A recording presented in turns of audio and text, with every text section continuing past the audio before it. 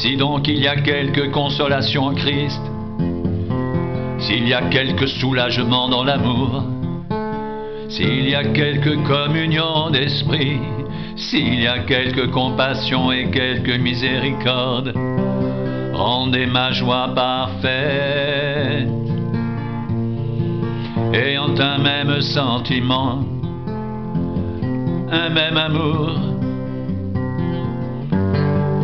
une même âme, une même pensée. Ne faites rien par esprit de parti ou par vaine gloire,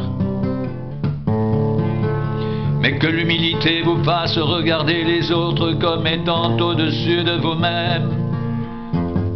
Que chacun de vous, au lieu de considérer ses propres intérêts, considère aussi ceux des autres. Ayez en vous les sentiments qui étaient en Jésus-Christ. Existant en forme de Dieu, il n'a point regardé son égalité avec Dieu comme une proie arrachée, mais il s'est dépouillé lui-même en prenant une forme de serviteur. En devenant semblable aux hommes, il a paru comme un vrai homme. Il s'est humilié lui-même, se rendant obéissant jusqu'à la mort, même jusqu'à la mort de la croix.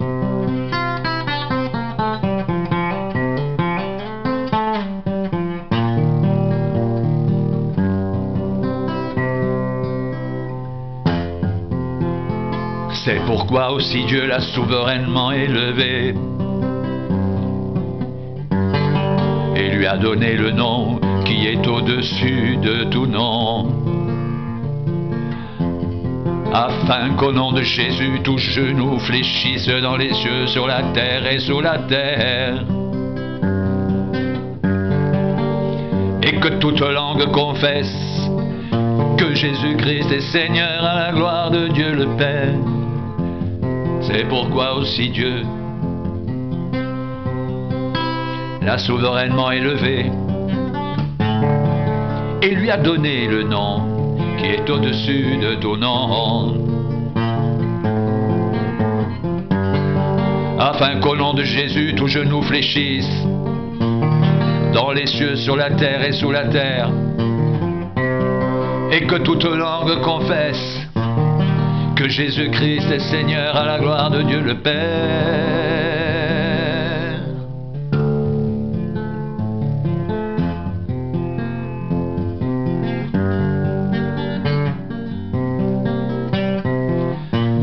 Ainsi, mes bien-aimés, comme vous avez toujours obéi, mettez en œuvre votre salut avec crainte et tremblement. Non seulement comme en ma présence, mais bien plus encore maintenant que je suis absent. Car c'est Dieu qui produit en vous le vouloir et le faire selon son bon plaisir. Faites toutes choses sans murmure ni hésitation,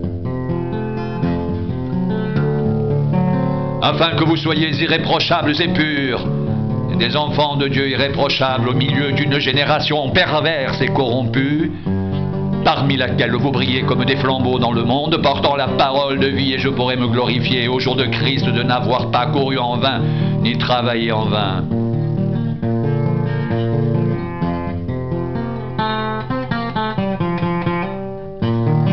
Et même si je sers de libation pour le sacrifice et pour le service de votre foi, je m'en réjouis et je me réjouis avec vous.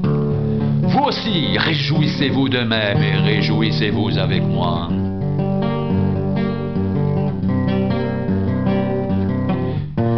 Conduisez-vous d'une manière digne de l'évangile de Christ, afin que soit que je vienne vous voir, soit que je reste absent, j'entends de dire de vous que vous demeurez ferme dans un même esprit, combattant d'une même âme pour la foi de l'évangile, sans vous laisser aucunement effrayer par les adversaires, ce qui est pour une preuve de perdition, mais pour vous de salut.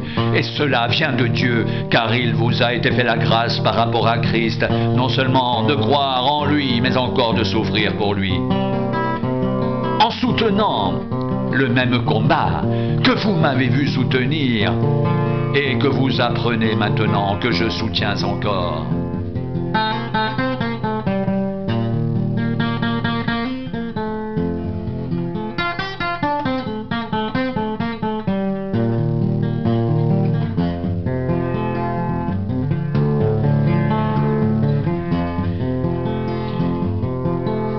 donc il y a quelque consolation en Christ, s'il y a quelque soulagement dans l'amour, s'il y a quelque communion d'esprit, s'il y a quelque compassion et quelque miséricorde, rendez ma joie parfaite, ayant un même sentiment, un même amour, une même âme, une même pensée.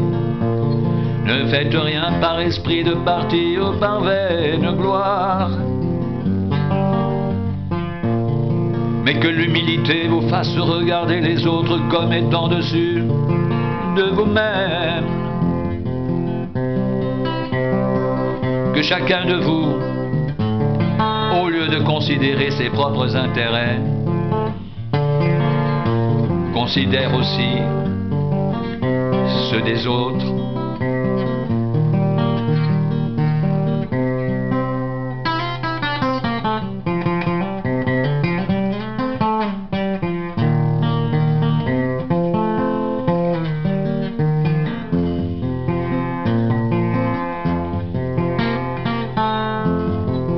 Ayez en vous les sentiments qui étaient en Jésus-Christ. Existant en forme de Dieu, il n'a point regardé son égalité avec Dieu comme une proie arrachée, mais il s'est dépouillé lui-même en prenant une forme de serviteur. En devenant semblable aux hommes, il a paru comme un vrai homme. Il s'est humilié lui-même, se rendant obéissant jusqu'à la mort, même jusqu'à la mort de la croix. C'est pourquoi aussi Dieu l'a souverainement élevé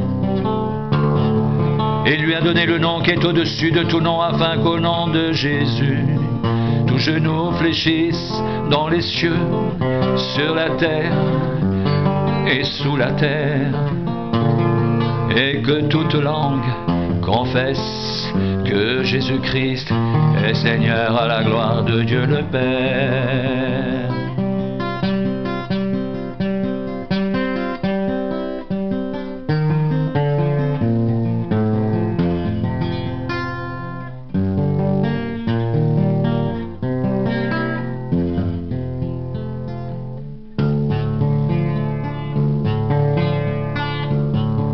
Si donc il y a quelque consolation en Christ, s'il y a quelque soulagement dans l'amour, s'il y a quelque communion d'esprit, s'il y a quelque compassion et quelque miséricorde, rendez ma joie parfaite, ayant un même sentiment, un même amour, une même âme, une même pensée.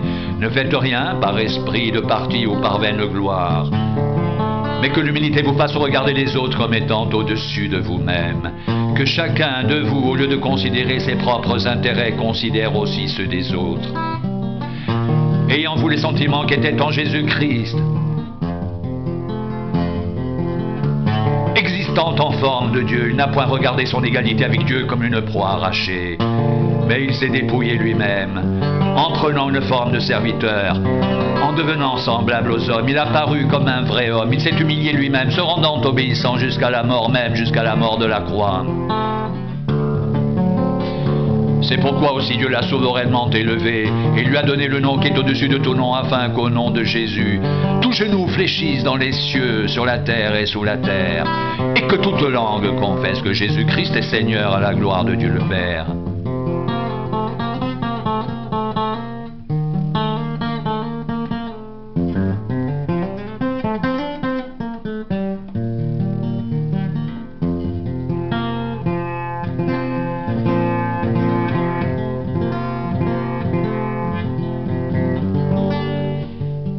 Ainsi, mes bien-aimés, comme vous avez toujours obéi, mettez en œuvre votre salut avec crainte et tremblement, non seulement comme en ma présence, mais bien plus encore maintenant que je suis absent, car c'est Dieu qui produit en vous le vouloir et le faire selon son bon plaisir. Faites toutes choses sans murmure ni hésitation, afin que vous soyez irréprochables et purs, des enfants de Dieu irréprochables au milieu d'une génération perverse et corrompue, parmi laquelle vous brillez comme des flambeaux dans le monde, portant la parole de vie, et je pourrais me glorifier au jour de Christ de n'avoir pas couru en vain ni travaillé en vain. Et même si je sers de libation pour le sacrifice et pour le service de votre foi, Je m'en réjouis et je me réjouis avec vous. Vous aussi, réjouissez-vous de même et réjouissez-vous avec moi.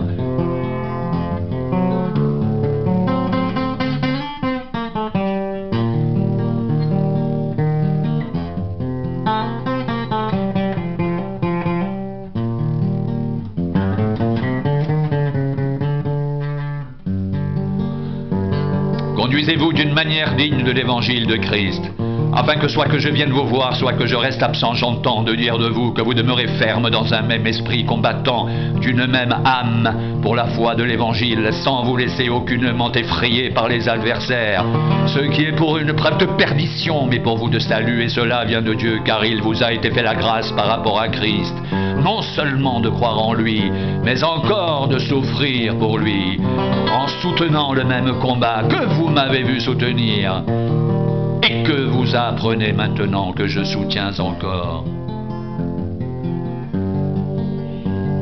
Si donc il y a quelque consolation en Christ, s'il y a quelque soulagement dans l'amour, s'il y a quelque communion d'esprit, s'il y a quelque compassion et quelque miséricorde, rendez ma joie parfaite ayant un même sentiment, un même amour, une même âme, une même pensée. Ne faites rien par esprit de parti ou par vaine gloire,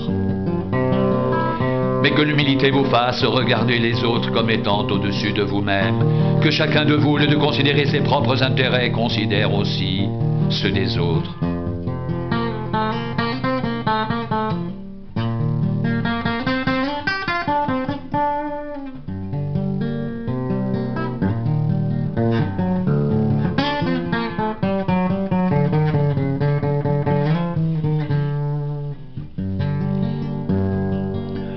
Ayez en vous les sentiments qui étaient en Jésus-Christ, existant en forme de Dieu. Il n'a point regardé son égalité avec Dieu comme une proie arrachée, mais il s'est dépouillé lui-même, en prenant une forme de serviteur, en devenant semblable aux hommes, il a paru comme un vrai homme. Il s'est humilié lui-même, se rendant obéissant jusqu'à la mort, même jusqu'à la mort de la croix.